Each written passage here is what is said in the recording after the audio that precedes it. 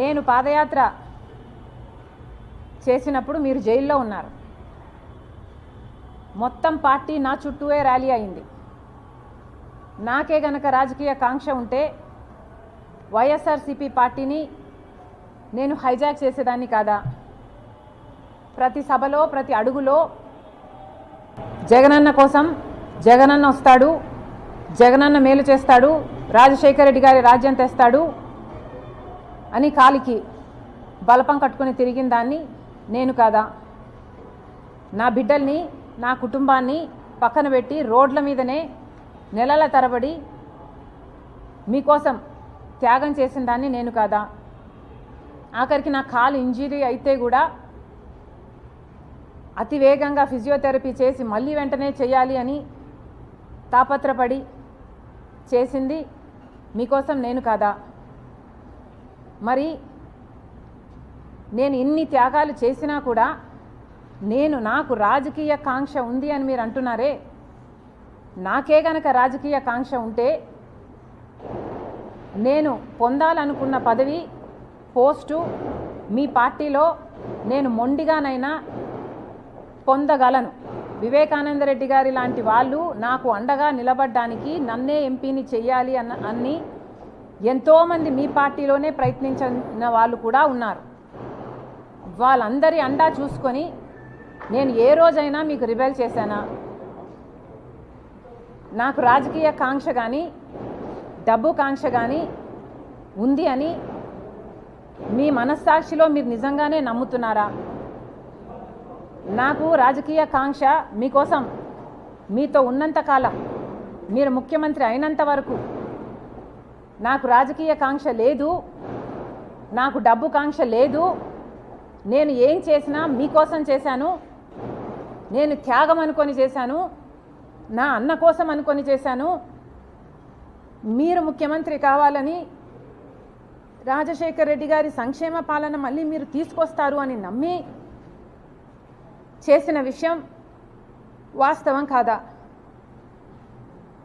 మన ఇద్దరము నమ్మే బైబిల్ మీద ఒట్టేసి నేను చెప్పగలను, నాకు రాజకీయ కాంక్ష కానీ, డబ్బు కాంక్ష కానీ, ఏ ఇతర ఆశ లేకుండా, ఆశించకుండా, ఏ ఒక్క రోజైనా మిమ్మల్ని ఒక పదవి కానీ, ఒక పోస్ట్ కానీ నేను అడగకుండా మీకోసం చేశాను, ఇది నిజం అని నేను బైబిల్ మీద ప్రమాణం చేయగలను. మీరు అదే బైబిల్ మీద ప్రమాణం చేసి నేను మిమ్మల్ని ఈ పోస్ట్ అడిగానని కానీ, ఈ పదవి అని అడిగానని కానీ మీరు ప్రమాణం చేయగలరా? నాకు రాజకీయ కాంక్ష ఉంది అని కానీ, డబ్బు కాంక్ష ఉంది అని కానీ మీరు రుజువు చేయగలరా? అసలు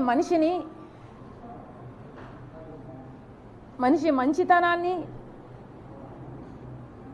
గుర్తించడం రాజశేఖర్ రెడ్డి గారి దగ్గర నుంచి మీకు ఎందుకు రాలేదు? ఏదైనా ఒక లావాదేవీ కోసం, ఏదైనా ఒక లాభం కోసం ఆలోచన చేసే మనిషి కాదు రాజశేఖర్ రెడ్డి గారు. ఆయన బిడ్డను నేను. ఆయన హృదయానికి దగ్గరగా ఆయన మాటలు వింటూ, ఆయన హృదయంలో హృదయంగా పెరిగిందని నేను.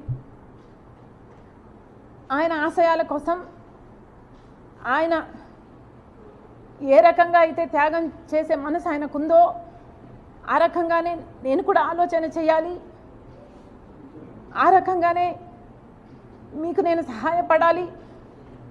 అంత నిస్వార్థంగా మీకోసం నేను త్యాగం చేశాను, మీకోసం నేను నిలబడడం జరిగింది. ఎంత బహిరంగంగా రాజకీయ కాంక్ష వల్ల నెపోటిజం అంటున్నారే.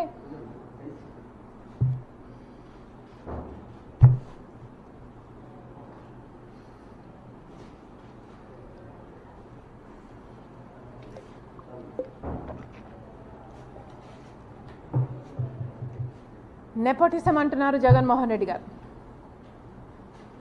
రాజశేఖర రెడ్డి గారి రాజకీయాలలో ఉంటే వివేకానంద రెడ్డి గారు కూడా ఆయన పక్క రాజకీయాలలో ఉన్నాడు. రాజారెడ్డి గారు కూడా రాజకీయాలలో ఉన్నాడు. రాజారెడ్డి గారి భార్య మా జయమ్మ కూడా రాజకీయాలలో ఉంది. సౌభాగ్యమ్మ కూడా రాజకీయాలలో ఉంది. అందరూ ఒక్కొక్క పదవి వాళ్ళ వాళ్ళ టైంలలో చేసిన వాళ్ళు వాళ్ళంతా ఒకే జనరేషన్కు చెందిన వాళ్ళు. మరి ఆ టైంలో నెపోటిజం ఉన్నిందా? జగన్మోహన్ రెడ్డి గారు నెపోటిజం గురించి మాట్లాడుతున్నారు. మరి మీరు ముఖ్యమంత్రిగా ఉండి కూడా మీ పార్టీ మీరు పెట్టి కూడా ఇంకా ఎవరు బంధువులు ఉండకూడదు అని మీరు చెప్తున్న ఈ లాజిక్లో రవీంద్రనాథ్ రెడ్డి గారు లేరా? మీ బంధువు కాదా? మీ మేనమామ. సుబ్బారెడ్డి గారు సొంత చిన్నాన్న. అమ్మ మొన్నటి వరకు అధ్యక్షురాలు. అవినాష్ రెడ్డి ఒకటే జనరేషన్లో మీ భార్యకు బంధువు. నా తమ్ముడు అని నెత్తిన పెట్టుకొని తిరుగుతున్నవాడు. మరి వీళ్ళందరూ మీ పక్కన మీ బంధువులుగా ఉంటే అది నెపోటిజం కాదు. ఈరోజు మీ చెల్లెలు మాత్రమే మీ పక్కన ఉంటే అది నెపోటిజం కిందికి వస్తుంది. మీ మాటలు